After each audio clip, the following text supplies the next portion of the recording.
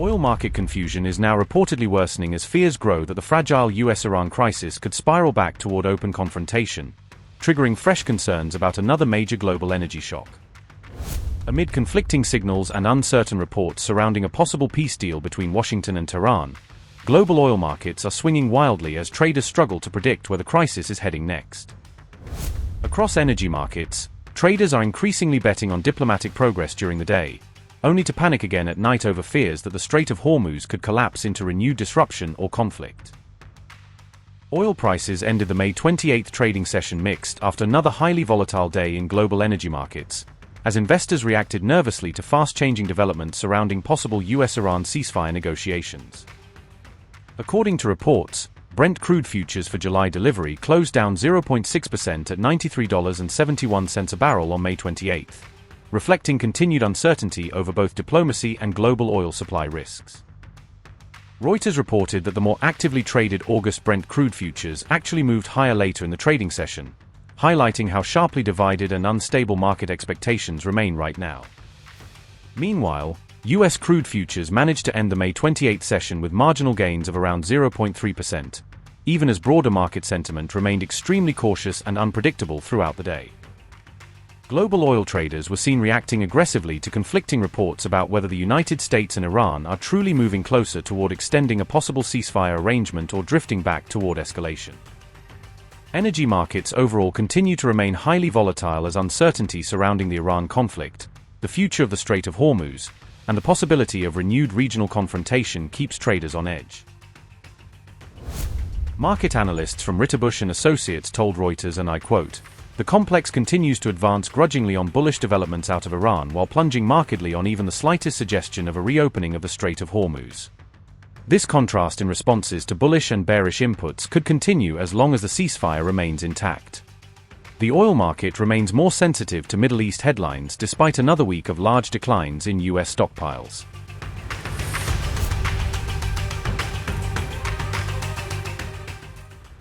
Fresh Gulf tensions erupted after Iran claimed it shot down a trespassing American drone near the Bushehr region. Iranian media said the drone was intercepted near the southern province that hosts Iran's sensitive nuclear infrastructure. Tasnim news agency cited military sources claiming Iran targeted the American drone with a missile strike on May 29. Fars news agency reported Iran's integrated air defense network immediately confronted the aircraft after detecting the alleged intrusion. Officials said the operation involved air defense systems stationed near Jam and Kangan inside Bushehr province. Iranian media reports claimed search operations later began to locate debris from the reportedly downed American aircraft. However, the U.S. military strongly denied Iranian claims that any American aircraft had been shot down near Bushehr. U.S. Central Command stated all American air assets were fully accounted for following what it called false Iranian reports. The Bushehr region had previously faced attacks during earlier U.S.-Israeli operations targeting Iranian military and nuclear-linked infrastructure. Notably, Iran's Bushehr nuclear power plant is jointly linked to Russian and Iranian nuclear cooperation projects. The latest tension surfaced even as Washington and Tehran reportedly discussed extending a fragile 6-day ceasefire arrangement.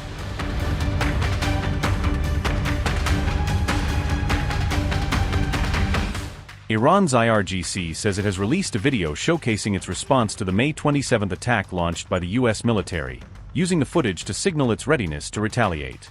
According to the IRGC, its forces struck a U.S. airbase in direct response to a reported American attack near Bandar Abbas, framing the move as a calibrated counterblow.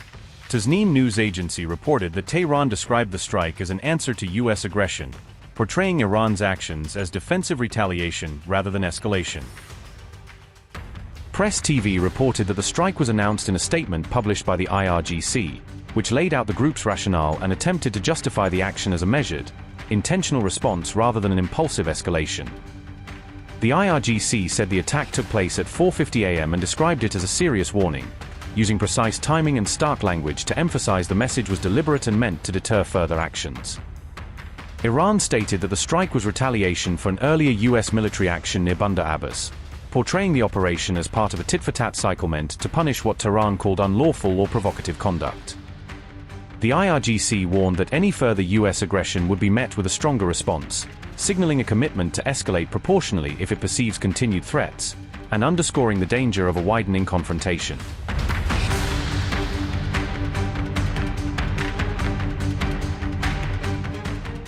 Tensions around the Strait of Hormuz sharply escalated after Iran reportedly confronted suspicious vessels near the strategic waterway. Reports claimed missile launches from southern Iran were directed toward unspecified targets during rising Gulf tensions on May 28. Tasnim news agency reported warning fire exchanges erupted near the Strait of Hormuz amid heightened regional military activity. Iran's military later confirmed warning shots were fired at 4 allegedly non-compliant vessels approaching the strategic maritime corridor. The IRGC Navy claimed the vessels attempted crossing Hormuz without prior coordination with Iranian maritime authorities. Tehran has tightened restrictions around Hormuz following months of rising confrontation with Washington across Gulf waters and shipping routes.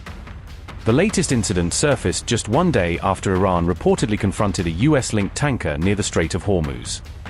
Iranian media claimed the tanker attempted crossing Hormuz while disabling tracking systems and avoiding maritime coordination protocols. The IRGC Navy reportedly forced the vessel to retreat before U.S. forces allegedly responded near Bandar Abbas.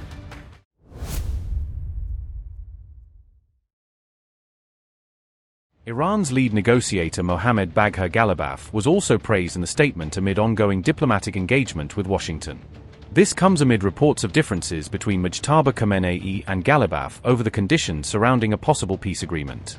Mujtaba Khamenei said, and I quote, "The enemy's blind plan after the imposed war, economic pressure, and propaganda and political siege is to create division and social fragmentation in order to compensate for its defeats on the battlefield and bring the nation to its knees.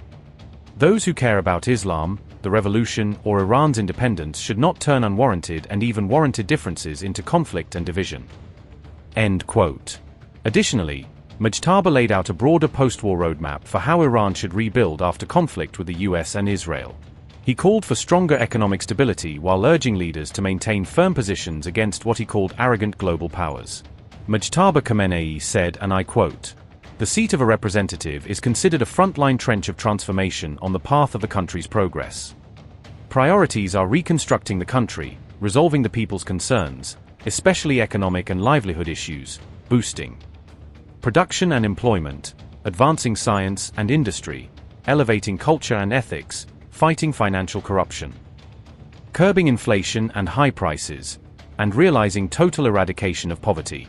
Parliamentary legislation must have a direct and visible relationship with the country's main issues and the needs of the people, and must be oriented toward creating hope and building the country's future." End quote. Mujtaba also taunted the United States by invoking Iran's victory against what he once again called the Great Satan.